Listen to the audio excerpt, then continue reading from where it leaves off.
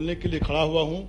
महोदय, मैं निश्चित रूप से एनडीए सरकार एवं प्रदेश के मुख्यमंत्री आदरणीय श्री नीतीश कुमार जी को इसके लिए धन्यवाद देना चाहूंगा कि उन्होंने बदहाल बिहार को एक मुकम्मल रास्ता प्रदान किया है। हम अपनी मंजिल की ओर पूर्णतः प्राप्त भले न कर पाए हों, परंतु उस दिशा की ओर तीव्र गति से चलने का काम किया है।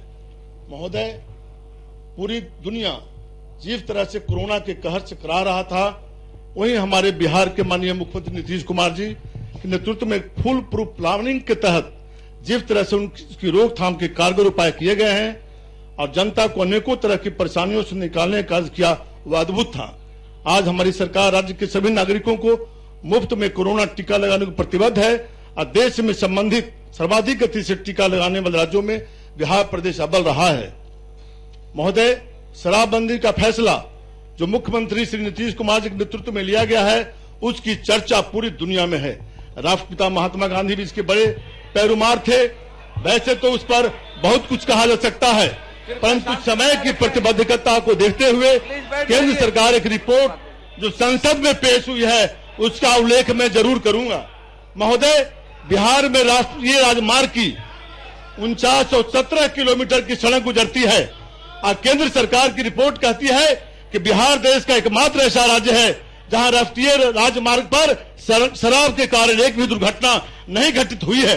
दूसरी तरफ घरेलू हिंसा से लेकर सामाजिक स्तर पर बड़ी संख्या में दुर्घटना में गिरावट देखने को मिली है।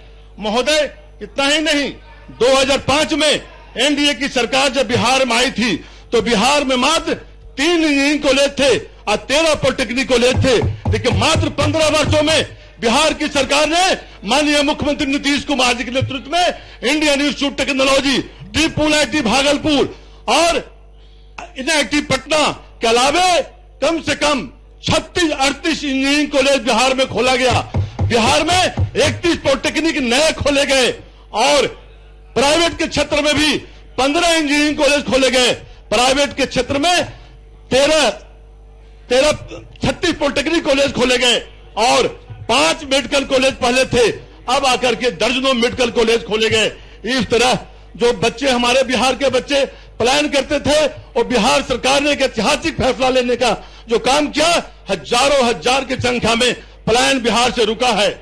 इसलिए महोदय, शिक्षा के क्षेत्र में नीतीश कुमार जी ने जो प्रतिमान स्थापित किया है वो अद्भुत है। आज इंटर पास करने पर प्रत्येक छात्रा को 25-25 हजार रुपए, स्नातक करने पर 50-50 हजार रुपए की अनुदान राशि महिलाओं के शिक्षा के लिए एक क्रांतिकारी योजना साबित हो रही है। कोई भी बेटी पैसा के भाव में शिक्षा से वंचित नहीं हो रही है। कोई भी प्रतिबद्धता इस योजना में स्पष्ट दिखती है।